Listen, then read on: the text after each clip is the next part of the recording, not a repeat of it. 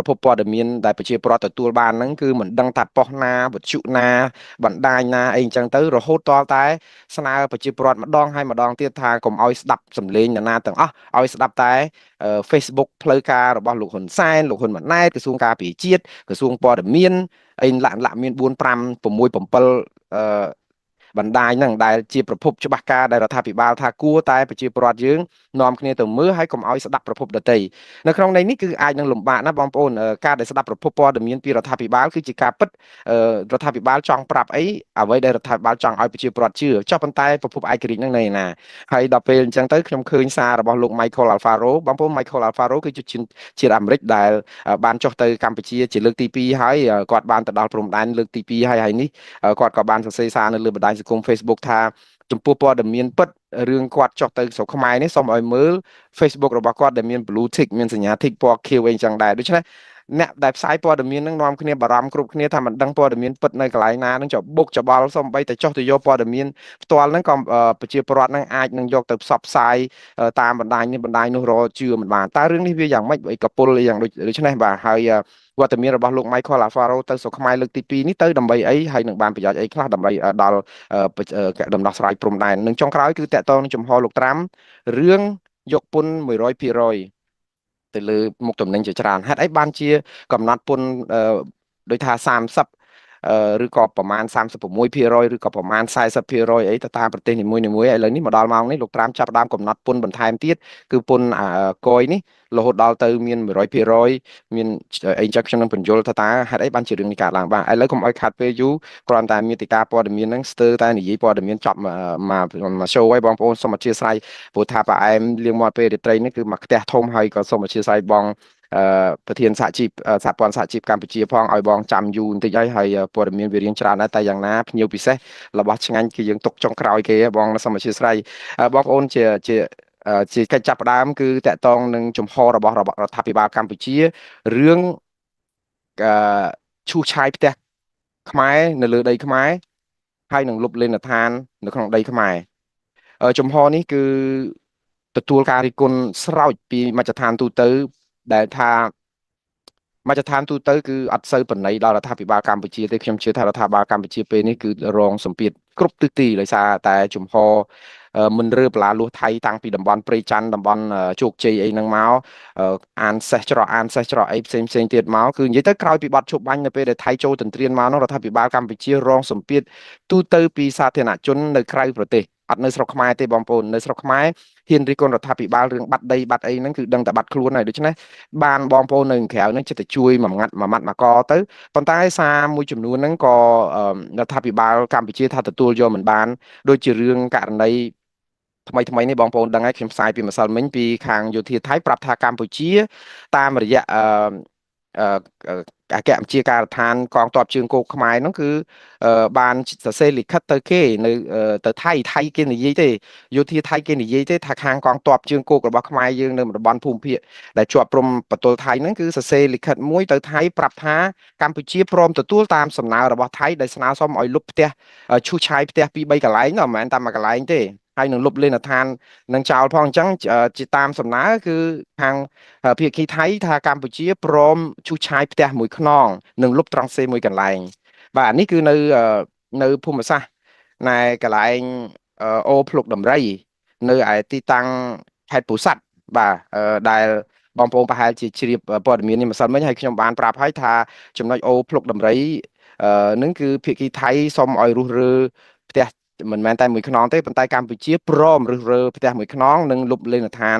ចោលអីចឹងទៅហើយខ្ញុំបានជម្រាបជូនបងប្អូនថាខាងភាគីថៃប្រាប់ថា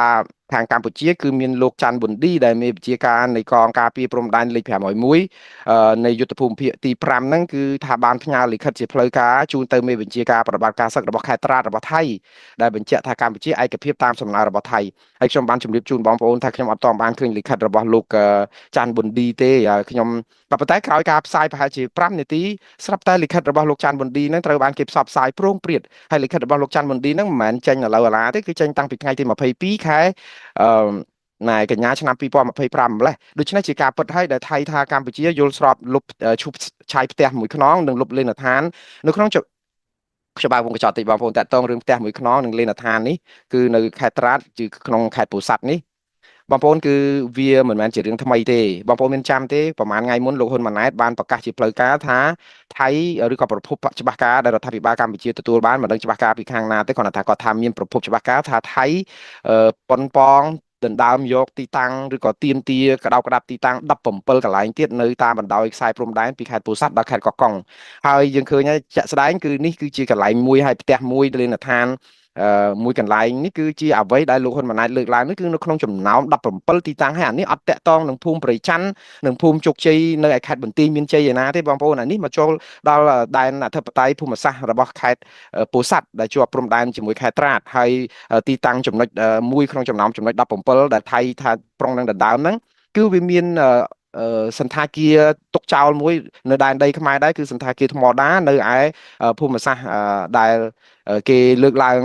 នៅក្នុងខេត្តពោធិ៍សាត់នេះដែរអញ្ចឹងរឿងនេះគឺឥឡូវចំណុចទាំងពីរនេះថៃក៏គេបានប្រាប់កម្ពុជាដែររឿង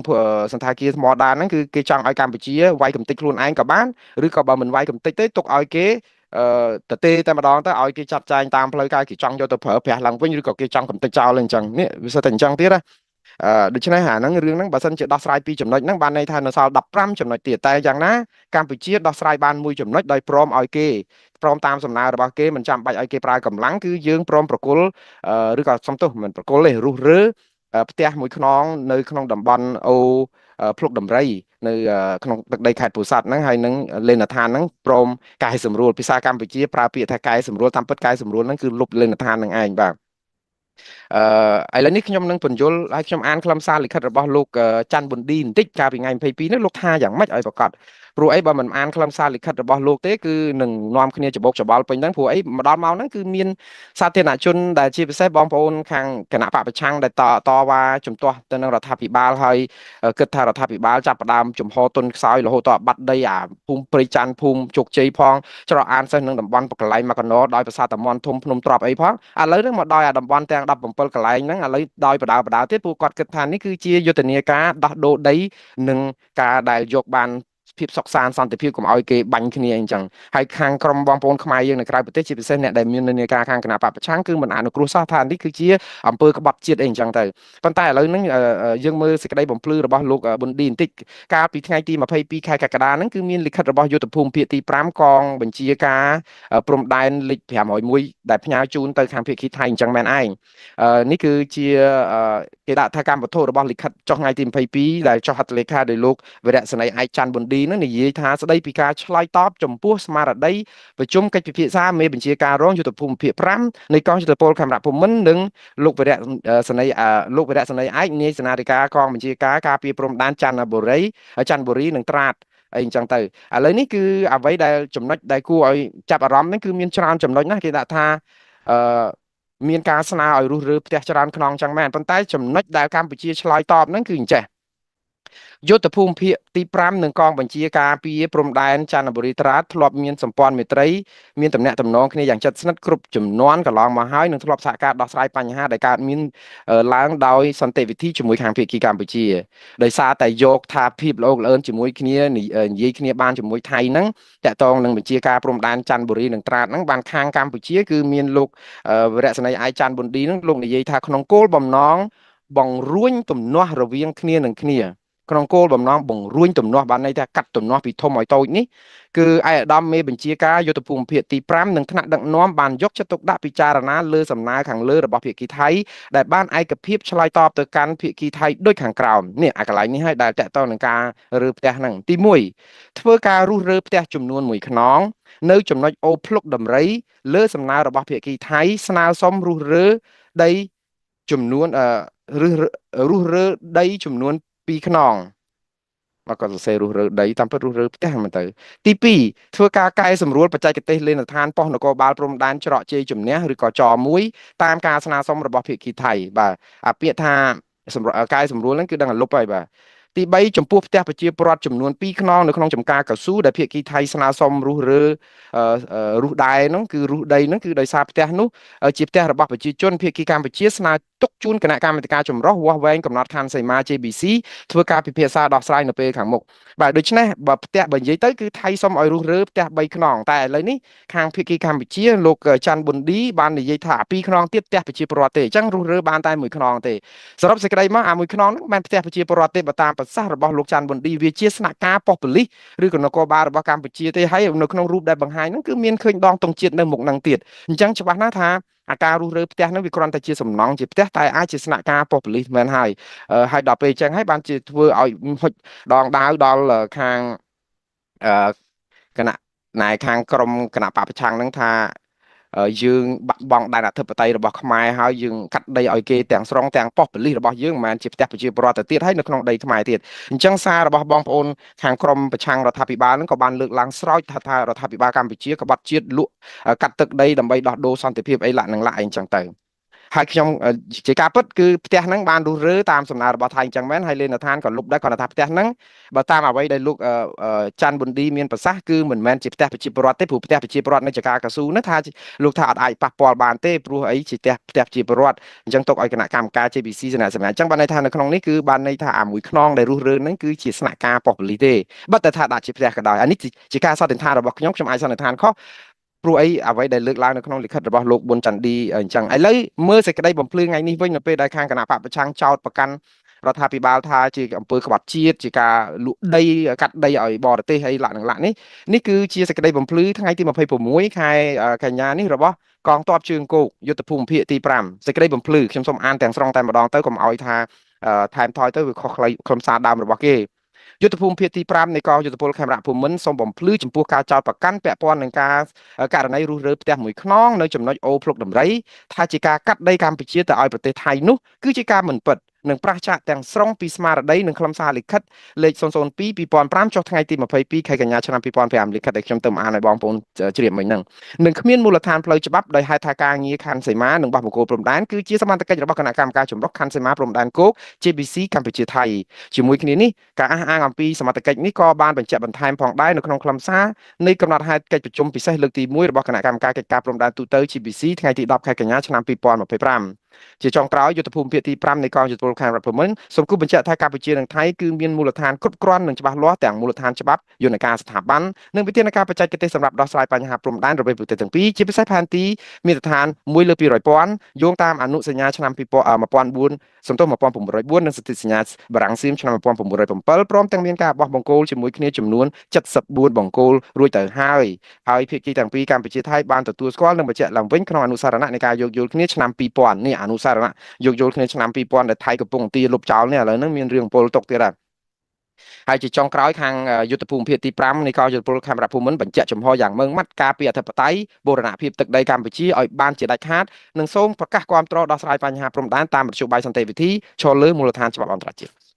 ិសេចក្តីបំភ្លឺរបស់ខាងយោធាកម្ពុជានេះគឺមែនតើទៅគឺដូចជាមិនបានដោះស្រាយអីបញ្ហាកង្វល់របស់បងប្អូនប្រឆាំងទេព្រោះអីព្រមទទួលស្គាល់ថាអាផ្ទះមួយខ្នងហ្នឹងនៅក្នុងដែនអធិបតេយ្យរបស់ខ្លួនឯងហ្នឹងគឺលុបចោលនៅឈូសចោលឲ្យលុបលេនដ្ឋានចុះបើសិនជាកម្ពុជាគិតថានឹងជាលេនដ្ឋាននៅក្នុងដែនដីដែនអធិបតេយ្យរបស់ខ្លួនហេតុអីក៏អាចលុបបានឬចុះអាកាលទៅសង់ផ្ទះហ្នឹងគឺយើងអត់ដឹងថាហ្នឹងនៅក្នុងដីខ្មែរចុះហេតុអីកាលទៅពេលដែលសង់ផ្ទះហ្នឹងឬក៏ជីកលេនដ្ឋានហ្នឹងថៃអត់មានថាអីសោះហេតុអីបានដល់ពេលហ្នឹងស្រាប់តែមានរឿងនឹងកើតឡើងដូច្នេះអាការដាក់ឲ្យមានមតិសង្ស័យហ្នឹងគឺធ្វើឲ្យបងប្អូនអាចលើកឡើងអញ្ចឹងគ្រប់គ្នាបងប្អូនឥឡូវនេះខ្ញុំស្លេះរឿងហ្នឹងត្រឹមប៉ុណ្ណឹងខ្ញុំបន្តទៅទៀតដើម្បីបញ្ចប់រឿងមួយទៀតតកតងនឹងថ្ងៃនេះគឺជាថ្ងៃអសានវត្តនៃការដែលកងទ័ពថៃយោធាថៃនឹងចាត់ការកម្ពុជានៅភូមិ3ជាន់សំទោសនៅភូមិ3ជាន់នៅភូមិជោគជ័យនិងព្រៃច័ន្ទនៅតំបន់ឃុំអូ3ជាន់ខេត្តបន្ទាយមានជ័យស្ថានភាពនៅព្រំដែនគឺมันមានភាពរពើរពើងចង់និយាយថាប្រជាពលរដ្ឋខ្មែរបដិញ្ញាអ្នកស្រុកអីហ្នឹងដូចប្រសង់អីហ្នឹងដូចថាក្រាញននាលចង់ឲ្យថៃចាប់ដែរប៉ុន្តែអត់ទាន់ឃើញការចាប់ខ្លួនអីយ៉ាងណាព្រោះអីអត់ទាន់ឃើញប្រជាពលរដ្ឋខ្មែរទៅរុលតតាំងជាមួយនឹងអាជ្ញាធរថៃដោយសារអីអាលបងបលាលួសហ្នឹងថៃអត់ទាន់យកមកដាក់ទៀតខ្ញុំជឿថាបើយកមកដាក់ទៀតប្រជាពលរដ្ឋខ្មែរច្បាស់ជាបដូរបដាច់មិនខ្លាចថៃចាប់ទេបើតាមខ្ញុំមើលពួកគាត់ដូចជាតាំងចិត្តបដិញ្ញាហើយព្រោះអីយោធាកម្ពុជាអត់ទៅបោចបលាលួសហ្នឹងចឹងមានតែប្រជាពលរដ្ឋនៅជួរមុខនឹងឯងដែលត្រូវទៅបោចដោយខ្លួនឯងហើយសភាពការនេះគឺ ខ្ញុំជឿថានឹងអាចផ្ទុះនៅពេលណាមួយចាក់ជាមិនខាននៅពេលដល់ខ្លីខាងមុខបើអត់មានអន្តរាគមន៍ណាមួយតាន់ពេលវេលាទេជាងនេះទៅទៀតគឺយើងដឹងហើយស្ថានភាពនៅថ្ងៃទី10ខែតុលាខាងភៀកគីថៃគឺបានយកជាថ្ងៃអសានវត្តមួយទៀតកំណត់ថាប្រជាពលរដ្ឋខ្មែរដែលតតាំងជាមួយអាជ្ញាធរថៃក្នុងតំបន់នោះគឺត្រូវកាត់ទោសប្រហារជីវិតទៀតរឿងនេះគឺកាន់តែក្តៅទៅបើទោះថាឥឡូវនេះថ្ងៃអសានវត្តនេះគឺបានន័យថាអត់ទាន់មានការប្រជុំគ្នាអាចមកពីថៃអត់ទាន់យកបលាលួសមកថែមចឹងប្រជាពលរដ្ឋខ្មែរមិនទាន់បានទៅតតាំងប្រឆាំងឲ្យថៃចាប់បានណាបើមិនជាមានដាក់បលាលួសទៀតខ្ញុំជឿថាពេលនោះច្បាស់ជាមានការបង្ហូរឈាមគ្នាហើយខ្ញុំបារម្ភមែនតើមួយទៀតគឺតកតងនឹងលោក Michael Alfaro ដែលជាអ្នកដែលចោះយកព័ត៌មាននៅប្រទេសកម្ពុជាជាជនជាតិអាមេរិក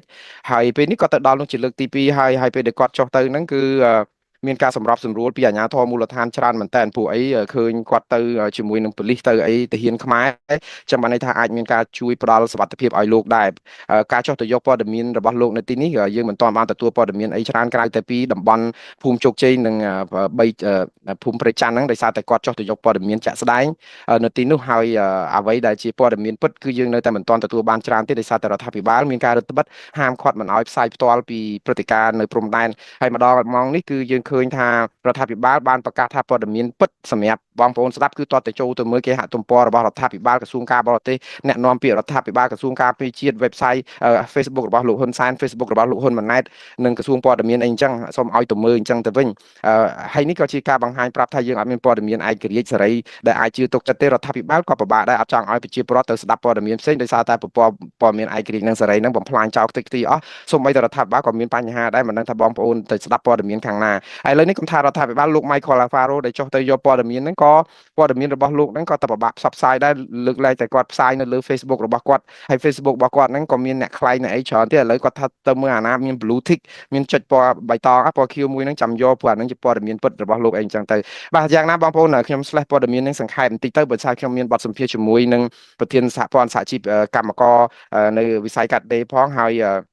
យនៅសល់ពេលចាំខ្ញុំនិយាយអំពីរឿងអនុសារណៈនៃការយោគយល់គ្នាឆ្នាំ2000ដែលថៃកំពុងទារលុបចោលនឹងប្រហែលជាយើងធ្វើមិនទាន់ទេយប់នេះគ្រាន់តែជម្រាបថាព័ត៌មានសំខាន់របស់បងប្អូននៅសហគមន៍យើងគឺដឹងថាស្ថានភាពព្រំដែនអត់មានថយក្រោយទេថៃគឺនឹងមិនលុបមហិច្ឆតារបស់ខ្លួននៅក្នុងការយកបលាលួសនិងវាទីយកដីខ្មែររហូតដល់17ចំណុចទាំងទៀតឲ្យខាងតែបានដូច្នេះអ្វីដែលកម្ពុជាត្រូវធ្វើគឺខ្ញុំថាសញ្ញាបៀរបស់កម្ពុជាគឺមានតែមួយទេគឺដាក់ប្តឹងទៅតុលាការយុតិធធអន្តរជាតិដើម្បីឲ្យមានជាភស្តុតាងតែប៉ុណ្ណឹងឬមួយក៏ចាំដល់គេរំលោភឲ្យហើយអស់សិនទៅដើម្បីមានឯកសារចុះដាក់បដាសិនឬក៏យ៉ាងម៉េចខ្ញុំអត់យល់ដែរតែគ្រាន់តែថាអាចកម្ពុជាចាំសិនតើមានផ្ទុះអាវុធប្រាវម្ដងទៀតអីចឹងទៅគេយកច្រើនកន្លែងទៅអាចដាក់មួយសារឬក៏យ៉ាងម៉េចតែយ៉ាងណាបងប្អូនខ្មែរនៅក្រៅប្រទេសក៏គាត់អត់នៅស្ងប់ចិត្តដែរដោយសារឃើញការអត់ធ្មត់របស់រដ្ឋាភិបាលបែបនេះគឺខ្លាចបាត់ដីចឹងពួកគាត់ចាប់ផ្ដើមគោះទ្វារតំណាងរាស្ត្រនៅសហរដ្ឋអាមេរិកនេះដើម្បីឲ្យពួកគាត់ជួយដាក់សម្ពាធទៅភាគីថៃអញ្ចឹងឥឡូវនេះមកពឹងលើតំណាងរាស្ត្រដាក់សម្ពាធទៅលើភាគីថៃដែលមិនគ្រប់កិច្ចព្រមព្រៀងនៃបទជប់បាញ់ទៅវិញណាបងប្អូនអញ្ចឹងឥឡូវនេះយើងជឿទៅលើអញ្ចឹងតទៅទៀតហើយមានតែបងប្អូននៅសហរដ្ឋអាមេរិកនឹងជួយគ្នាទៅអញ្ចឹងទៅតំណាងរាស្ត្ររបស់យើងមាននៅរដ្ឋណាហើយឬក៏តវ៉ាបើថាប្របាក់ពេកនាំគ្នាទៅតវ៉ានៅសេតាវិមានឲ្យជាមហាបាតកម្មឲ្យធំក្រឹកក្រែងតែម្ដងទៅដើម្បីឲ្យអាមេរិកនឹងយកចិត្តទុកដាក់ព្រោះលោកត្រាំអត់ទាន់បញ្ចប់ភារកិច្ចរបស់គាត់ទេដែលថាជួយកម្ពុជាឲ្យមានសុខសន្តិភាពអត់ទាន់មានទេព្រោះថៃកំពុងតែសម្អល់ក្នុងខោឥឡូវយកដល់សង្អាទៅទៀតយកដល់ធំជាងនឹងទៅទៀតបាទឥឡូវនេះខ្ញុំសូម slash រឿងនេះប៉ុណ្ណេះហើយខ្ញុំនឹងបន្ថែមតទៅនឹងរឿងលោកត្រាំដាក់ពន្ធ100%ហើយនឹង MOU សូមលើកទៅថ្ងៃស្អែកចោះដោយសារពេលវេលាខ្លីខ្ញុំសូមសម្ភាសសហជីពសហព័ន្ធកម្មករក្នុងវិស័យកាត់ដេរសហព័ន្ធសហជីពកម្មករដែលជាប្រធានមួយដោះស្រាយបញ្ហាហើយយើងឃើញមានរឿងប្រាក់ឈ្នួលបងប្អូនថៃគេកំពុងនិយាយរឿងព្រំដែនទៅខ្វល់អីរឿងកម្មករនឹងពេកព្រោះអីព្រំដែនសំខាន់ជាងសិតតែជារឿងអធិបតេយ្យកម្មករដោះស្រាយតាមដំណើរបងប្អូនកម្មករគឺជាឆ្នាំងបាយយើងដែរបើសិនជាកម្មករដាច់ខ្យល់ក៏បញ្ហាយើងហ្នឹងក៏រាប់រយសែនចម្ពោះទៀតហើយព្រោះអីតើអត់ការងារធ្វើមានបញ្ហាអីហ្នឹងគឺយើងដោះស្រាយយ៉ាងម៉េចឥឡូវនេះដោយសារតែខ្ញុំមានអឺបងស្រីយ៉ាងសុភ័ណ្ឌដែលជាណែប្រធានសហព័ន្ធសហជីពកម្ពុជាហៅថាកាទូហើយអ្វីដែលខ្ញុំអញ្ជើញបងស្រីមកចូលដើម្បីសម្ភាសថ្ងៃនេះសូមអធិស្ឋានផងបងប្អូនដោយសារតែបងស្រីមានបញ្ហាបច្ចេកទេសទូរស័ព្ទបន្តិចដោយសារមិនអាចឃើញរូបទេនៅពេលដែលខ្ញុំផ្សាយឡើងវិញខ្ញុំនឹងដាក់រូបឲ្យបងប្អូនស្គាល់ប្រហែលជាបងប្អូនស្គាល់ច្បាស់ហើយបងស្រីយ៉ាងសុភ័ណ្ឌប្រធានសហព័ន្ធសហជីពកម្ពុជានឹងបង ជួយកិច្ចការងារនេះច្រើនគ្រាន់តែថាចុងក្រោយបង្ហាញសមានចិត្តខកចិត្តនៅរឿងថាគេរក្សាប្រាក់ឈ្នួលរបស់កម្មករវិស័យកាត់ដេរឲ្យនៅ$208ដដែលអត់ឡើងទេឆ្នាំនេះការចរចាប្រាក់ឈ្នួលនេះគឺបិទបញ្ចប់ទៅដោយហាក់បីដូចជាមានសារមួយថាខាងសហជីពហើយនិងខាងនយោជកនិយាយទៅនយោជិតហើយនិងនយោជកកម្មករនិងតកែរោងចក្រអីហ្នឹងគឺស្រស់ស្រួលគ្នាថាមិនបាច់ឡើងទេសុំទុកនៅ208ដដែលប៉ុន្តែនៅក្នុងពេលនោះរដ្ឋាភិបាលកម្ពុជាលោកហ៊ុនម៉ាណែតគឺធ្វើមិនខុសពីអ្វីដែលឪពុករបស់លោកធ្វើទេគឺថែម$2អីចឹងទៅធ្វើយ៉ាងម៉េចឲ្យមានចំណងដៃរបស់រដ្ឋាភិបាលដើម្បីបានឲ្យស្ដាប់មើលទៅថាខាងវិស័យកាត់ដេរគេអត់ឡើងមែនតែរដ្ឋាភិបាលឯណោះទេជាអ្នកជួយថែមបាន$2ចឹងបាន$210ប៉ុន្តែ$210នេះក៏ធ្វើឲ្យខាងសហជីពខកចិត្តដែរឥឡូវដើម្បីកុំឲ្យខាតពេលយូរបងសុភ័ណ្ឌខ្ញុំជម្រាបសួរបងពីចម្ងាយបាទចាសូមគោរពនិងសូមជម្រាបសួរបង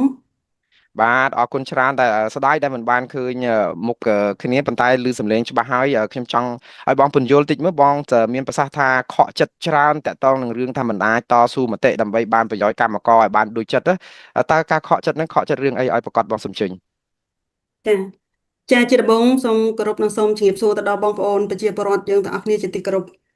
ជុំវិញនៃការទៅជែកគ្នារឿងប្រាក់ឈ្នួលរបស់កម្មករយោជិកនៅក្នុងឆ្នាំ2025នេះសម្រាប់ដំឡើងនៅក្នុងឆ្នាំ2026នេះពីខ្ញុំខ្លួនឯងខ្ញុំមានអារម្មណ៍ថាខ្ញុំខកចិត្តនិងសោកស្ដាយបំផុតចំពោះការចរចាប្រាក់ឈ្នួលនេះដោយសារអីដោយសារទី1ប្រាក់ឈ្នួលដែលយើងគ្រោងដែលយើងយកទៅជែកគ្នាទៅលើតួលេខដែលយើងដាក់ទៅតុចរចាហ្នឹងគឺអត់បានរក្សាទៅដល់ដំណាក់កាលចុងក្រោយនឹងទី1ទី2គឺដោយសារតែប្រាក់ឈ្នួលរបស់កម្មករយោជិកដោយតែបងបានមានប្រសាសន៍អញ្ចឹងថាប្រាក់ឈ្នួលរបស់កម្មករយោជិកនៅក្នុងឆ្នាំ2026ខាងមុខហ្នឹងគឺយើងឡើងបានតែ$2ទេអញ្ចឹងណាជាអ្នកចរចាមួយរូបហើយបន្ទាប់មកខ្ញុំក៏ស្ថិតនៅជាសហជីពមួយរូបដែលចូលរួមនៅក្នុងការស្រាវជ្រាវរឿងប្រាក់ឈ្នួលរបស់កម្មករយោជិកជាមួយនឹងខាង CNV ជាមួយនឹងខាង Alpha កន្លងមកហ្នឹងយើងដឹងថាប្រាក់ឈ្នួលរបស់កម្មករយោជិកហ្នឹងគឺបើសិនណាត្រូវឡើងហ្នឹងមិនមែនឡើងតែ$2ហ្នឹងទេគឺត្រូវឡើងច្រើនជាងហ្នឹងអញ្ចឹងណាអ្វីដែលយើងបានរកឃើញព្រោះអ្វីដែលយើងបានរកឃើញហ្នឹងគឺជាតម្រូវការចាំបាច់របស់កម្មករយោជិកហ្នឹងគឺមានរហូតដល់ទៅ$217អញ្ចឹងនេះជាតម្រូវការចាំបាច់របស់កម្មករយោជិកប៉ុន្តែអត់ទាន់បូកជាមួយនឹងថ្លៃតម្លៃអតិផរណាទីផ្សារបូកជាមួយនឹងកម្រិតចំណេញថ្នាក់វិស័យបូកជាមួយនឹងកត្តាផលិតភាពបូកជាមួយនឹងស្ថានភាពគ្រួសាររបស់កម្មករយោជិកអីនៅឡើយទេអញ្ចឹងណាអញ្ចឹងសរុបមកវិញកន្លែងនេះហើយដែលខ្ញុំបង្ហាញចំហឬក៏ឆន្ទៈរបស់ខ្ញុំនៅក្នុងបណ្ដាញសង្គមតាមរយៈ Facebook របស់ខ្ញុំហ្នឹងខ្ញុំមានអារម្មណ៍ថាខ្ញុំសោកស្ដាយខ្លាំងដោយសារតែទី1គឺខ្ញុំអត់បានរក្សាតួលេខនេះដល់ដំណាក់កាលចុងក្រោយប៉ុន្តែខ្ញុំចង់បញ្ជាក់បន្តិចថានៅពេលដែលតួលេខរបស់កម្មករយោជិកយើងអត់បានរក្សាទៅដល់ដំណាក់កាលចុងក្រោយហ្នឹងគឺមូលហេតុដោយសារតែខ្ញុំខ្លួនឯងហ្នឹងអត់បានចូលរួមនៅក្នុងការជជែកគ្នាប្រាក់ឈ្នួលហ្នឹងនៅថ្ងៃទី10ដែលខ្ញុំខ្លួនឯងហ្នឹងជាប់បំពេញបេសកកម្មនៅក្រៅប្រទេសដែលខ្ញុំអត់បានចូលរួមហើយតបមកពេលដែលខ្ញុំអត់បានចូលរួមហ្នឹងវាធ្វើឲ្យមានការសម្រាកជាលក្ខណៈផ្ទៃក្នុងរហូតដល់នៅក្នុងតុប្រជុំត្រីភាគីហ្នឹងគឺមានការឯកភាពគ្នាជាឯកច្ឆន្ទហ្នឹងថាប្រាក់ឈ្នួលរបស់កម្មករយោជិកនៅក្នុងឆ្នាំនេះហ្នឹងគឺភាគីកម្មករយោជិកហើយនិងនយោជកហ្នឹងគឺឯកភាពគ្នាថាសំណុំពរថាវាអត់មានការដំឡើងទេគឺស្នើសុំឲ្យរដ្ឋាភិបាលធ្វើការដំឡើងឲ្យកម្មករតែម្ដងបានន័យថាកម្មករភាគីនយោជកនិងភាគីកម្មករយោជិកហ្នឹងគឺអត់ស្នើសុំនៅក្នុងការដំឡើងប្រាក់ឈ្នួលកម្មករយោជិកទេនៅរក្សាដដែលអញ្ចឹងណាប៉ុន្តែបាទបងបើសម្រាប់ចំហរបស់ខ្ញុំខ្លួនឯងគឺខ្ញុំអត់ឯកភាពទៅលើចំណុចទាំងអស់ហ្នឹងទេអញ្ចឹងណាចឹងហើយបានបាទជាខ្ញុំមានអារម្មណ៍ថាខ្ញុំសោកស្ដាយខ្ញុំស្ទើរតែស្រក់ទឹកភ្នែកនៅពេលដែលខ្ញុំបានដឹងអំពីចំហរបស់ភាគីសហជីពរួមទាំងភាគីនយោជកនៅក្នុងតុចរចាហ្នឹងគឺអត់បាននិយាយអំពីតួលេខឬក៏អត់បានរក្សានៅតួលេខដែលយើងបានដាក់រួមគ្នានៅតុចរចាតាំងពីដំណាក់កាលដំបូងអញ្ចឹងណាកន្លែងនេះខ្ញុំចង់បញ្ជាក់បន្ថែមថានៅពេលដែលពួកខ្ញុំបានសិក្សាស្រាវជ្រាវរឿងប្រាក់ឈ្នួលរបស់កម្មករយោជិកនៅក្នុងឆ្នាំ2026ខាងមុខហ្នឹងគឺប្រាក់ឈ្នួលរបស់កម្មករយោជិកដែលយើងរកឃើញហ្នឹងគឺមានរហូតដល់ទៅ$232អ្វីដែលយើងបានរកឃើញប៉ុន្តែដោយសារតែយើងពេលដែលយើងយកទៅប្រជុំនៅក្នុងក្រុមសហជីពបណ្ឌិតក្នុងសហជីពហ្នឹងគឺអត់មានការឯកភាពគ្នាជារួមទេដល់អញ្ចឹងទៅខ្ញុំខ្លួនឯងឬក៏ក្រុមការងារសហជីពដទៃទៀតនេះយើងបានឯកភាពគ្នាទៅជែកគ្នារកមធ្យោបាយថាធ្វើម៉េចដើម្បីដាក់ទៅតុចរចាតុធំតើធ្វើម៉េចឲ្យតួលេខរួមបានអញ្ចឹងក៏សម្របសម្រួលចុះឡើងទៅតួលេខនេះធ្លាក់រហូតដល់តួលេខ218អញ្ចឹងណាខ្ញុំចង់បញ្ជាក់ប្រាប់បងថាតួលេខនៅឆ្នាំនេះសម្រាប់ឆ្នាំដែលយើងដាក់ទៅចរចាជាដំណាក់កាលដំបូងហ្នឹងគឺលេខ218មិនមែន232ឬក៏មិនមែន230ទេអញ្ចឹងណាចឹងនៅពេលដែលតួលេខ218នេះខ្ញុំសង្ឃឹមថាតួលេខ218នេះនឹងរក្សាដល់ដំណាក់កាលចុងក្រោយ នេះជាចំហរបស់ខ្ញុំព្រោះខ្ញុំយល់ឃើញថាតម្រូវការចាំបាច់ដោយដែលខ្ញុំបានលើកឡើងមុនហ្នឹងគឺ217បាត់ទៅហើយអញ្ចឹងណាអញ្ចឹងនៅអតិផរណាទីផ្សារ2.1ទៀតយើងបូកតែតម្លៃអតិផរណាទីផ្សារហ្នឹងណាឡើងហ្នឹងគឺឡើងមួយថ្ងៃនេះឡើងបាន$2ហ្នឹងគឺអត់បានគ្រប់ទៅនឹងតម្លៃអតិផរណាទីផ្សារផងនេះអ្វីដែលខ្ញុំចង់បញ្ជាក់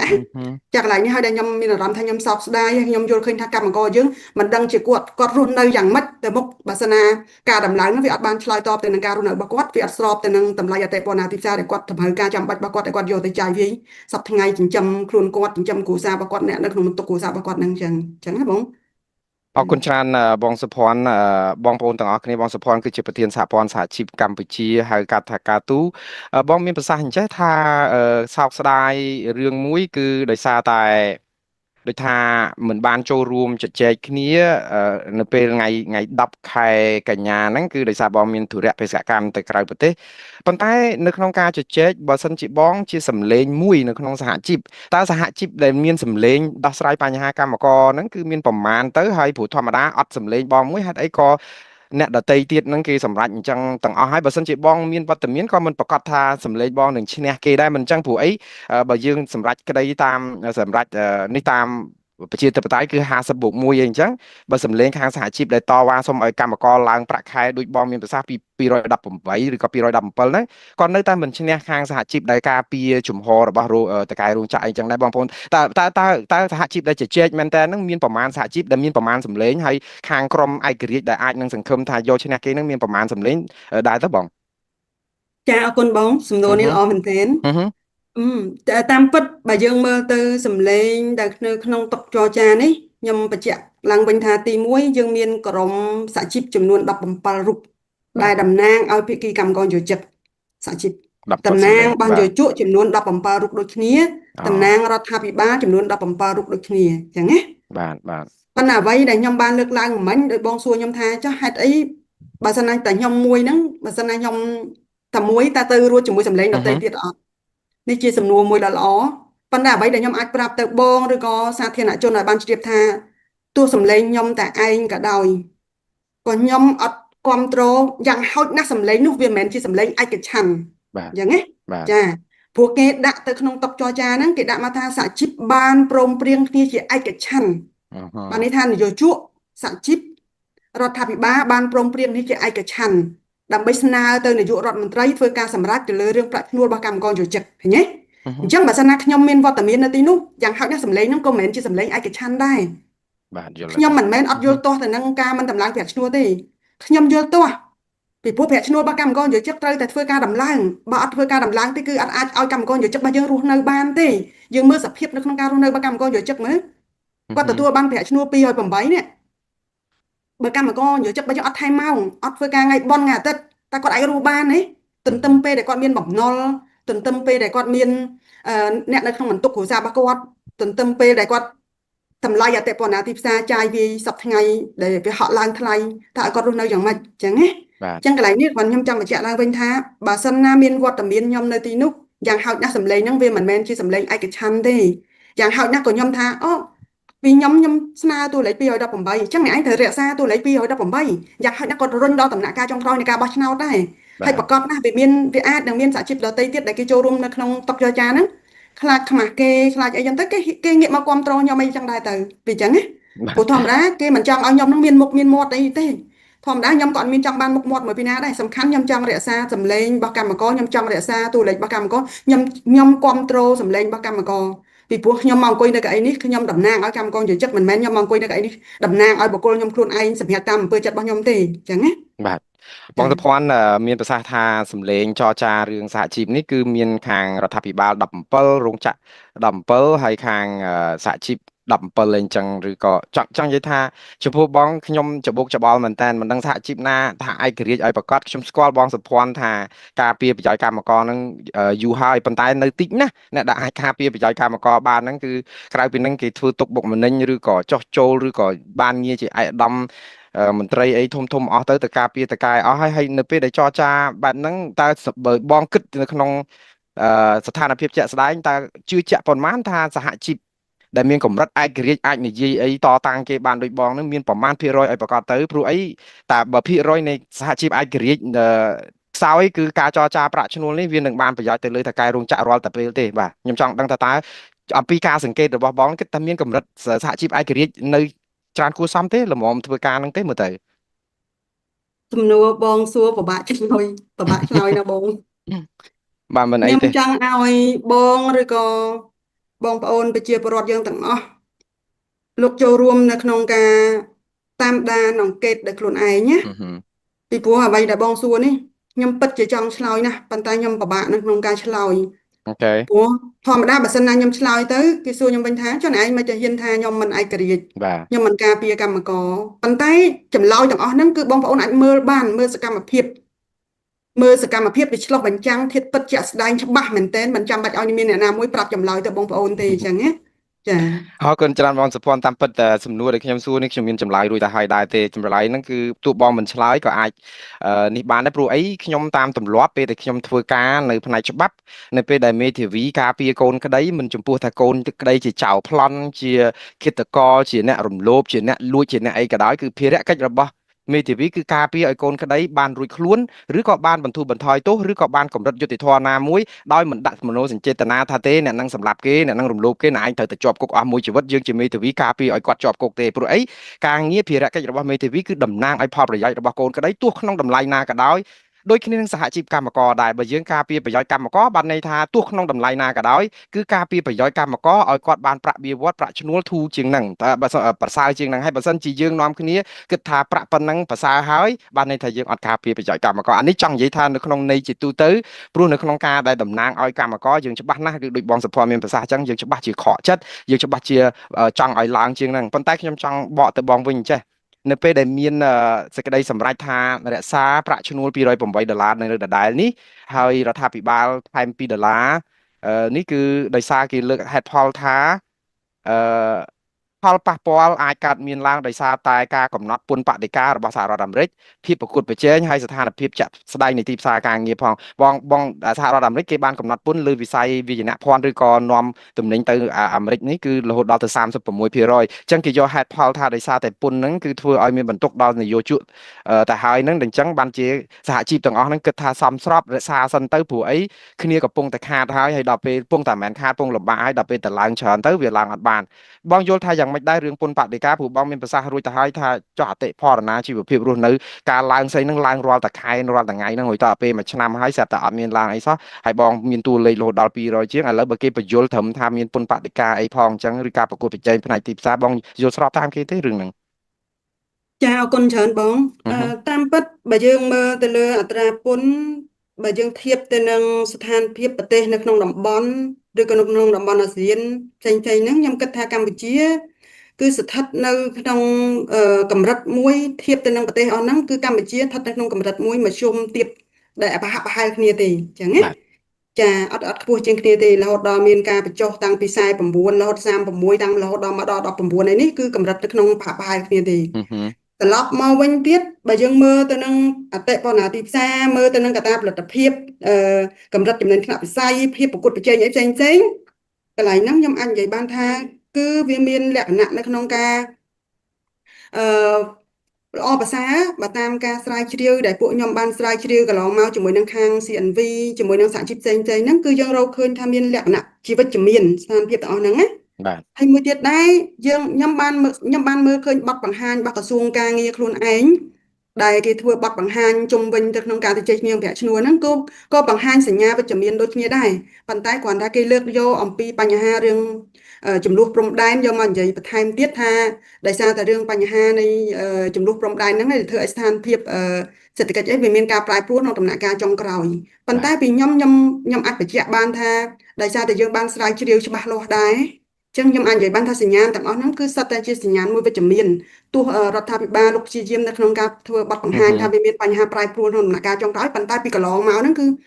មុនត្រីមាសចុងក្រោយហ្នឹងគឺសញ្ញាក៏វិជ្ជមានដូចគ្នាដែររបស់រដ្ឋាភិបាលចឹងកន្លែងនេះដែលខ្ញុំបញ្ជាក់មកថាចង់បញ្ជាក់ឡើងវិញថាទាំងស្ថានភាពគ្រួសារតម្រូវការចាំបាច់អតិផរណាទីផ្សារកត្តាផលិតភាព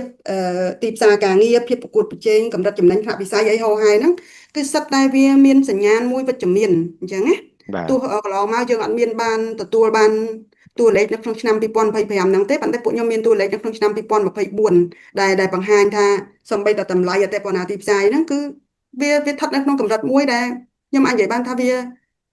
ត្រូវតែមានការដំឡើងប្រាក់ឈ្នួលរបស់កម្មករយោជិកបើសិនអត់មានការដំឡើងទេគឺវាអត់អាចទៅមុខរួចទេអញ្ចឹងណាហើយទោះ បា ប្រៀប ទ ធៀបរឿងពន្ធក៏ដោយរឿងពន្ធរឿងអីផ្សេងបើធៀបទៅនឹងប្រទេសផ្សេងគឺយើងនៅប្រដំម្សងគ្នាអញ្ចឹងខ្ញុំគិតថាវាមិនមែនជាបញ្ហាទេគឺទាំងអស់ហ្នឹងមិនមែនជាបញ្ហាទេអញ្ចឹងណាបាទអរគុណច្រើនបងដោយសារតែយើងឃើញថាពន្ធដារដែលគេដាក់ហ្នឹងគឺស្ទើរតែគ្រប់ប្រទេសអញ្ចឹងដោយបងមានប្រសាសន៍អញ្ចឹងខ្ញុំចង់បានប្រសាសន៍បងចុងក្រោយតាក់ទងនឹងរឿងស្ថានភាពទូទៅរបស់កម្មករសហជីពជាទូទៅតើអឺនៅក្នុងសេរីភាពនៅក្នុងការដោះស្រាយបញ្ហាសេរីភាពនៅក្នុងការតវ៉ាសេរីភាពនៅក្នុងការជួបប្រជុំឬក៏បង្ហាញចំហរបស់ខ្លួនអីដោយឯករាជ្យអីហ្នឹងរងការលំបាកអីខ្លះដែរទេព្រោះមួយរយៈកន្លងមកនេះគឺឃើញអត់សូវមានការតវ៉ាអីច្រើនពីសហជីពឯករាជ្យទេដូចលើកមុនទេតើការដែលមិនចេញតវ៉ាឬមិនអីមានដោយសារតែបញ្ហាវិទូស្បាយខ្លាំងឬក៏សហជីពផ្លាស់ប្ដូរជំហរអីយ៉ាងម៉េចបងចាអរគុណច្រើនបងអឺហឹតាមពិតជុំវិញនៃបញ្ហាដែលបងបានលើកឡើងទាំងអស់នេះមិនមែនបញ្ហាទាំងអស់នេះត្រូវទទួលបានដំណោះស្រាយឬក៏បញ្ហាទាំងអស់នេះអត់បានកើតជាបញ្ហាកើតឡើងអីខ្ញុំអាចនិយាយបានថាបញ្ហាទាំងអស់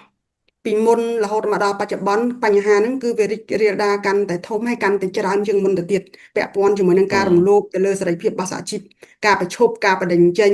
ការចោទប្រកាន់ការប្រហារហិង្សាការចាប់ដាក់គុកអីផ្សេងៗគឺនៅតែមានបន្តបន្ទាប់រហូតមកដល់ពេលបច្ចុប្បន្នណាកើតឡើងកាន់តែច្រើនជាងមុនទៅទៀតតកតងនឹងការគម្រាមកំហែងទាំងអស់ហ្នឹងប៉ុន្តែសួរថាតើបញ្ហាទាំងអស់ហ្នឹងគឺត្រូវបានដោះស្រាយទេខ្ញុំអាចបញ្ជាក់បានថាបញ្ហាទាំងអស់នេះមកដល់ពេលបច្ចុប្បន្ននេះគឺបញ្ហាខ្លះមិនទាន់ទទួលបានដំណោះស្រាយទាល់តែសោះបញ្ហាខ្លះហ្នឹងគឺបានទទួលបានការដោះស្រាយដែរប៉ុន្តែការដោះស្រាយហ្នឹងមិនសះជាប៉ុន្តែសួរថាចុះបើបញ្ហាហ្នឹងអត់ទាន់បានទទួលបានដំណោះស្រាយឬក៏បញ្ហាហ្នឹងនៅតែកើតមានមកដល់បច្ចុប្បន្នប៉ុន្តែសួរថាហេតុអីបានអត់មានការតវ៉ាបាទខ្ញុំអាចនិយាយបានថាការតវ៉ាវាកើតចេញអំពីការជិះជាន់ការបាទកេងប្រវ័ញ្ចប៉ុន្តែរហូតដល់ដំណាក់កាលដែលកម្មករគាត់ទ្រាំលែងបានវិឈានដល់ដំណាក់កាលនៅក្នុងការចេញជារូបរាងនៅក្នុងការតស៊ូឬបំរាស់អីផ្សេងបាទបន្ទាប់មកវាមានការគៀបសង្កត់ត្រឡប់មកវិញដែរខ្ញុំឧទាហរណ៍ថាជាបទពិសោធន៍យើងមើលទៅក្រុមហ៊ុន Nagavel មើលបាទក្រុមហ៊ុន Nagavel ជាក្រុមហ៊ុនមួយគំរូដែលគេប្រើគ្រប់នីតិវិធីសាស្ត្រទាំងអស់នៅក្នុងការធ្វើទុកបុកម្នេញសកម្មជនឬក៏ក្រុមមេដឹកនាំឬក៏ក្រុមកោតក្រដែលគាត់ចូលរួមនៅក្នុងការធ្វើកោតកម្មទាំងអស់នេះហើយដែលជាបទពិសោធន៍ដែលកម្មករយោជិករបស់យើងក៏បានមើលឃើញប៉ុន្តែខ្ញុំចង់បញ្ជាក់មកថាទោះមានស្ថានភាពនឹងទាំងអស់នឹងកើតឡើងកម្មករគាត់បានមើលឃើញជារូបរាងពិតប្រាកដអីហ្នឹងក៏ដោយក៏ទឹកចិត្តរបស់កម្មករយោជិករបស់យើងហ្នឹងគឺគាត់អត់បោះបង់ដែរបាទខ្ញុំជឿជាក់ថាគាត់អត់បោះបង់ទេព្រោះជាបទពិសោធន៍គំរូដែលយើងមើលឃើញកន្លងមកនៅក្នុងចុងឆ្នាំ2012ឆ្នាំ2013ពាក់ព័ន្ធជាមួយនឹងការផ្ទុះនៅក្នុងការធ្វើកោតកម្មដ៏ធំនៅក្នុងស្រុកខ្មែរយើងពាក់ព័ន្ធនឹងការតវ៉ាអំពាវឈ្នួលនៅពេលដែលកម្មករគាត់ទ្រាំការជិះជាន់អត់បានការកេងប្រវ័ញ្ចអត់បានការប្រាក់ឈ្នួលរបស់កម្មករឡើងបានកម្រិតមួយតិចតួចដែលធ្វើឲ្យគាត់អាចឆ្លើយតបទៅនឹងការរស់នៅរបស់គាត់ឃើញទេមានការផ្ទុះនៅក្នុងការធ្វើកោតកម្មការតវ៉ាកើតឡើងអញ្ចឹងខ្ញុំជឿថាបញ្ហាទាំងអស់នេះវាអាចនឹងកើតមាននៅពេលណាមួយដែលកម្មករយោជិករបស់យើងគាត់អស់នៅភាពអត់ធ្មត់គាត់ទ្រាំលែងបានគាត់មិនអាចរស់បានគាត់រស់ក៏ចង់និយាយថាគាត់រស់នៅក្នុងសង្គមមួយដែលគាត់មិនអាចរស់បានវាឈានដល់ដំណាក់កាលវាអាចឈានដល់ដំណាក់កាលហ្នឹងដែរអញ្ចឹងណាបាទអញ្ចឹងកន្លែងនេះមួយដែលចង់ឆ្លើយតបទៅនឹងការលើកឡើងរបស់បងថាសម្រាប់ប្រជាពលរដ្ឋឬក៏កម្មករយោជិករបស់យើងក៏ដូចគ្នាដែរអត់ខុសគ្នាទេអញ្ចឹងណាបើសិនណាគាត់រស់នៅក្នុងបរិបទនៅក្នុងសង្គមមួយដែលគាត់មិនអាចទទួលយកបានខ្ញុំគិតថាប្រកាសណាគាត់ពិតជាមានការតស៊ូឬបំរាស់ត្រឡប់មកវិញអញ្ចឹងណាដើម្បីឲ្យគាត់ទទួលបាននូវសិទ្ធិសេរីភាពពេញលេញត្រឡប់មកវិញអញ្ចឹងណាបាទអរគុណច្រើនបងប្អូនទាំងអស់គ្នាបានស្ដាប់ប្រសាសន៍របស់លោកស្រីប្រធានសហព័ន្ធសហជីពកម្ពុជាកាទូគឺលោកស្រីយ៉ាងសុភ័ណ្ឌខ្ញុំអរគុណបងសុភ័ណ្ឌយ៉ាងជ្រាលជ្រៅដែលបានចូលរួមផ្ដល់បទសម្ភាសន៍នេះយ៉ាងហោចណាស់ក៏បានមួយជ្រុងពីខាង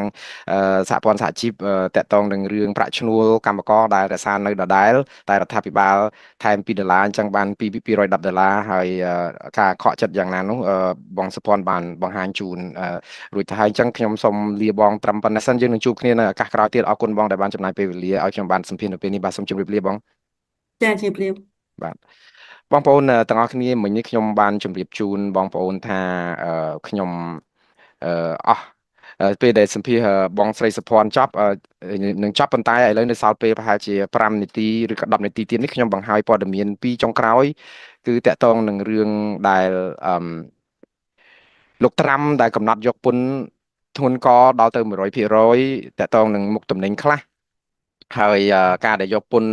100%លើមុខទំនិញខ្លះហ្នឹងយកលើទំនិញអីហើយយកពីប្រទេសណាខ្លះឲ្យប្រកាសប៉ះពាល់កម្ពុជាដែរទេអឺថ្ងៃទី25ម្សិលមិញនេះគឺលោកត្រាំបានប្រកាសថានឹងយកពន្ធ100%ទៅលើឱសថបាទប្រភេទឱសថដែលផលិតនៅក្រៅប្រទេសបើសិនជាឱសថនោះផលិតនៅសហរដ្ឋអាមេរិកឬក៏ជារោងចក្រដែលជាកម្មសិទ្ធិរបស់សហរដ្ឋអាមេរិកអត់បញ្ហាទេគឺមិនយកពន្ធដារអីធ្ងន់ធ្ងរបែបនេះទេប៉ុន្តែបើសិនជារោងចក្រសហគ្រាសនោះផលិតនៅឯស្រុកក្រៅហើយជាម្ចាស់របស់អ្នកដទៃបរទេសក្រៅពីអាមេរិកគឺពេលដែលនាំឱសថនឹងចូលមកអាមេរិកគឺនឹងយកពន្ធ100%ទៅលើពន្ធដែលធ្លាប់ដាក់ទៅលើប្រទេសទាំងអស់នោះពីមុនមកស្រាប់ហើយដូច្នេះពន្ធនេះគឺនឹងធ្ងន់មែនតើហើយក្រៅពីហ្នឹងគឺយក25%លើរថយន្តប្រភេទរថយន្តដឹកទំនិញធំធំដែលចូលមកប្រទេសអាមេរិកហ្នឹងគឺ25%គឺអត់ប្រណីទេដោយសារតែឲ្យតែក្រុមហ៊ុននោះមិនមែនជាក្រុមហ៊ុនអាមេរិកបាទហើយនាំចូលមកអាមេរិកគឺនឹងយក25%ទៅលើពន្ធដែលមានពីមុនស្រាប់ហើយមួយទៀតគឺយកពី10ទៅ50%តកតងនឹងជាពិសេសគឺគ្រឿងសង្ហារឹមផ្ទះបាយនៅគ្រឿងនៅបន្ទប់ទឹកគ្រឿងស្អីសំណង់សម្រាប់ផ្ទះបាយផ្ទះអីហ្នឹងគឺយកពន្ធដល់50%និងគ្រឿងសង្ហារឹម30%បន្ថែមទៀតទៅលើពន្ធដែលមានស្រាប់ហេតុអីបានជាអាមេរិកត្រូវការយកពន្ធបន្ថែមធ្ងន់កបែបនេះលោកដូណាល់ត្រាំបានមានប្រសាសន៍ថាហេតុផលគឺដោយសារតែផលិតផលទាំងអស់នោះវាជន់ជោរនៅទីផ្សារអាមេរិកនឹងសម្បើមពេកហើយការជន់ជោរនៅទីផ្សារអាមេរិកសម្បើមពេកនេះធ្វើឲ្យបាត់ចំណេញបាត់ចំណូលនឹងអាជីវកម្មអាមេរិកចឹងបានជាធ្វើបែបនេះគាត់សង្ឃឹមថានឹងធ្វើឲ្យអាជីវកម្មការងារអាមេរិកនឹងកើនឡើងយ៉ាងគំហុកបានចំណេញដល់សេដ្ឋកិច្ចអាមេរិកកាន់តែថែមទៀតដូច្នេះនេះគឺជាការអនុវត្តសម្រាប់ពីថ្ងៃទី1ខែតុលានេះតទៅឲ្យបងប្អូននៅសល់តែ5ថ្ងៃទៀតទេគឺវិធានការថ្មីនេះនឹងចូលជាធរមានបាទមុននឹងបញ្ចប់ខ្ញុំក៏សាកពន្យល់បងប្អូនបន្តិចក្រៅពីពន្ធបដិការរបស់អាមេរិកនេះខ្ញុំវិលចូលមកព្រំដែនកម្ពុជាថៃបន្តិចពីរឿង MOU ឆ្នាំ2000ដែលអនុសារណៈនៃការយោគយល់គ្នាឆ្នាំ2000ដែលចុះហត្ថលេខាដោយលោកនាយរដ្ឋមន្ត្រីហ៊ុនសែនពីមុននិងលោកថាក់ស៊ីនស៊ីនវ៉ាត់នៅឯប្រទេសថៃនោះឥឡូវនេះគឺមានចលនាមួយធំដោយសារតែលោកអនុទិនច័ន្ទវរៈគុលដែលជានាយករដ្ឋមន្ត្រីថៃថ្មីបានដាក់សេចក្តីថ្លែងការណ៍គោលនយោបាយថ្មីសម្រាប់រដ្ឋាភិបាលគាត់4ខែទៅមុខនេះគឺយកការស្រង់មតិធ្វើប្រជាមតិសម្រាប់ប្រជាប្រដ្ឋទូទៅឲ្យសួរមើលថាតើគួរតែលុបចោល MOU ឆ្នាំ2000នេះចោលដែរឬទេព្រោះអីថៃគិតថា MOU ឆ្នាំ2000តកតងរឿងព្រំដែនសីមាជាមួយកម្ពុជានឹងថៃបាត់បង់ទឹកដីមកកម្ពុជាអញ្ចឹងទៅនេះគឺគេចោទទៅលើក្រុមគ្រួសារតកូលថាក់ស៊ីនថាដោយសារតែមាន MOU នឹងធ្វើឲ្យថៃខាតប្រយោជន៍ប៉ុន្តែខាងអ្នកនាំពាក្យឬក៏សំទោសជាទីប្រឹក្សារបស់រដ្ឋមន្ត្រីក្រសួងការបរទេសថៃគឺអ្នកស្រីឆាយីកាវងណាបច័ន្ទគឺគាត់បានលើកឡើងថាការដែលលុប MOU នេះចោលគឺជាគ្រោះថ្នាក់សម្រាប់ប្រទេសថៃទៅវិញទេអញ្ចឹងដល់ពេលដែលមានការលើកឡើងថា MOU នឹងបាត់ដីមកខ្មែរមានប្រជាពលរដ្ឋថៃមួយចំនួននៅតែគិតថា MOU នឹងធ្វើឲ្យបាត់ដីទៅថៃទៅវិញអានេះហើយដែលធ្វើឲ្យភាពប្រទៀងប្រទង់នៅតំបន់ព្រំដែននេះគឺមានភាពរំជើបរំជួសហើយ MOU នឹងមិនមែនពាក់ព័ន្ធតែរឿងព្រំប្រទល់ដែលសប្តាហ៍កំពុងឆ្លោះគ្នាទេណាដល់កោះគុតទៀតព្រោះដែនដីកោះគុតនៅក្នុងតំបន់ត្រួតស៊ីគ្នាតាក់ទងនឹងប្រេងកាតនឹងចំណូលពីដែនរ៉ែនៅក្នុងបាតសមុទ្រហ្នឹងគឺមានរាប់ពាន់លានដុល្លារហ្នឹងគឺក៏មានតាក់ទងនៅក្នុង MOU ហ្នឹងដែរដូច្នេះរឿងនេះគឺជាអាយុជីវិតរបស់ប្រទេសជាតិទាំងពីរហ្នឹងហើយសង្ឃឹមថាបើសិនថៃគេគិតថា MOU នឹងលុបចោលខាតប្រយោជន៍បានន័យថាថៃខ្មែរចំណេញមិនចឹងប៉ុន្តែឥឡូវគេនិយាយមកវិញថាបើលុបទៅវាទៅជាខាតថៃចឹងបាទចំណេញថៃបើថាបើទុកចំណេញថៃចឹងបានន័យថាឥឡូវហ្នឹងបើទុកខ្មែរខាតវិញតែខ្មែរអត់មានការនិយាយអីសោះពីតាក់ទងនឹង MOU ហ្នឹងគឺនៅដដែលទេអត់មានថាធ្វើប្រជាមតិលុបឬមិនលុបអីយ៉ាងណាទេបាទតែយ៉ាងណាអានេះគឺជារឿងដែលត្រូវដោះស្រាយមួយកម្រិតទៀតព្រោះអីចប់ពីរឿងព្រំដែននឹងមានរឿង MOU នឹងទៀតហើយបងប្អូនហើយជាចុងក្រោយគឺព័ត៌មានបង្អែមលៀងមាត់សម្រាប់ពេលរាត្រីនេះគឺតកតងនឹងសារអំពាវនាវសំទោសសេចក្តីប្រកាសព័ត៌មានរបស់ក្រសួងការពារជាតិច្រានចោលការលើកឡើងរបស់យោធាថៃដែលថាកម្ពុជាសម្អុយក្នុងខោបាទថ្មីនេះខាងយោធាថៃបានប្រមានកម្ពុជាថាគេនឹងមិនអត់ឱនឲ្យកម្ពុជានៅក្នុងការឬទ័ពឬអីកែនទ័ពឬក៏ទៅថាបង្កើនចំនួនទ័ពនៅជួរមុខនៃព្រំដែនអីអញ្ចឹងណាគេឃើញការចល័តយន្តហោះសំទោសប្រភេទ អឺកាភ្លើងធំដូចជាកាជ្រួចវង BM21 អីទៅតាមព្រំដែនអីមានចលនាតបអីបន្ថែមហ្នឹងគឺថៃគេថាគេយកលេសហ្នឹងក្នុងការវាយប្រហារកម្ពុជាបានទៀតដោយសារតែយើងអត់គោរពតាមកិច្ចព្រមព្រៀងនៃបទជប់បាញ់ក៏ប៉ុន្តែអ្នកស្រីម៉ាលីសុជាតាច្រានចោលព័ត៌មាននេះថាក៏ថាបណ្ដាញសង្គមនិងសារព័ត៌មានថៃមួយចំនួនចុះផ្សាយថាកម្ពុជាបានចលនាតបនិងសភាវុធដោយភ្ជាប់មកជាមួយនឹងរូបភាពមួយចំនួននោះគឺក្រសួងការពារជាតិសូមបដិសេធនិងគូបញ្ជាក់នៅការពិតថាអញ្ចេះទី1ការលើកឡើងរបស់បណ្ដាញសង្គមនិងសារព័ត៌មានថៃមួយចំនួនខាងលើមិនមែនជាការពិតទេហើយទី2គឺរូបភាពដែលបណ្ដាញសង្គមនិងសារព័ត៌មានថៃបានយកទៅផ្សាយនោះគឺជារូបភាពចាស់ៗតែមិនមែនជារូបភាពនៅក្នុងថ្ងៃនេះនោះទេហើយកងកម្លាំងរបស់កម្ពុជាមិនបានធ្វើសកម្មភាពបង្កហេតុឬធ្វើសកម្មភាពណាមួយដែលរំលោភបំពានលើដែនអធិបតេយ្យសំទោសរំលោភបំពានលើកិច្ចព្រមព្រៀងដែលបាត់ជប់បាញ់ដោយមានការលើកឡើងរបស់បណ្ដាញសង្គមនិងសារព័ត៌មានថៃនោះឡើយបាទហើយនេះគឺជាការលើកឡើងរបស់កម្ពុជាខ្ញុំជឿថាថៃមកដល់ម៉ោងនេះមិនគួរណាចាំបាច់ចោទប្រកាន់រឿងឬតបឬចល័តតបអីទៀតគេមាន drone មានអីហ្នឹងពាន់ផ្កាយរណបឆ្លោះមើលខ្មែររាល់ថ្ងៃហ្នឹងសឹងដឹងថានាយករដ្ឋមន្ត្រីខ្មែរឬប្រធានព្រឹទ្ធសភាយើងនៅកណ្ដាលក្រុងភ្នំពេញនិងទួលកសាំងហ្នឹងគាត់ទៅណាហ្នឹងសឹងគេដឹងទាំងអស់ហ្នឹងអាប្រព័ន្ធផ្កាយរណបគេចាប់បានទាំងអស់ប៉ុន្តែថៃយល់លេសទេដែលថាធ្វើជាមិនដឹងធ្វើជាពើទៅគ្រាន់តែថាឲ្យសហគមន៍អន្តរជាតិស្ដាប់មកថាសម្ោចខ្មែរនៅក្នុងខោដែរតាមពិតមិនមែនទេថៃទេដែលយកសម្ោចមកដាក់ក្នុងខោដែលបំពេញច្រើនយ៉ាងហើយបើសិនជាមានការឬកម្លាំងទ័ពអីនៅជួរមុខដើម្បីការពារខ្ញុំក៏អត់ឆ្ងល់ដែរខាងកម្ពុជាព្រោះថៃបំពេញច្រើនយ៉ាងនេះយើងទៅដកទ័ពថយពីជួរមុខអស់មកហ្នឹងចុះបើគេវាយព្រឹបមកអស់ហាលីងហើយមិនចឹងគេចូលមកដល់ក្រុងភ្នំពេញអញ្ចឹងដូច្នេះបើនៅខ្លះក៏ខ្ញុំមិនមានអីភ្ញាក់ផ្អើលអីដែរចង់និយាយថាតែអានេះវាជាល្បិចល្បែងយុទ្ធសាស្ត្ររបស់ខាងវិស័យយោធាចោតគ្នាទៅវិញទៅមកបងប្អូនខ្ញុំអស់ត្រឹមប៉ុណ្ណឹងហើយសូមអរគុណយ៉ាងច្រើនបងប្អូនដែលបានត្រង់ត្រាប់ស្ដាប់ការផ្សាយរបស់ខ្ញុំតាំងពីដើមរហូតដល់ពេលនេះហើយខ្ញុំនឹងពំនាំយកនៅព័ត៌មានថ្មីបន្ថែមទៀតសម្រាប់ថ្ងៃស្អែកបងប្អូននៅប្រទេសកម្ពុជារាត្រីសួស្តីទទួលទានដំណេកឲ្យលក់ស្កប់ស្កល់ស្អែកទៅប្រកបរបរតាមសមាជីវោដើម្បីរលួយមកសងមីក្រូហិរញ្ញវត្ថុនិងធនាគារតទៅទៀតបងប្អូននៅសហរដ្ឋអាមេរិកអរុនសួស្តីបាទសូមជម្រាបលា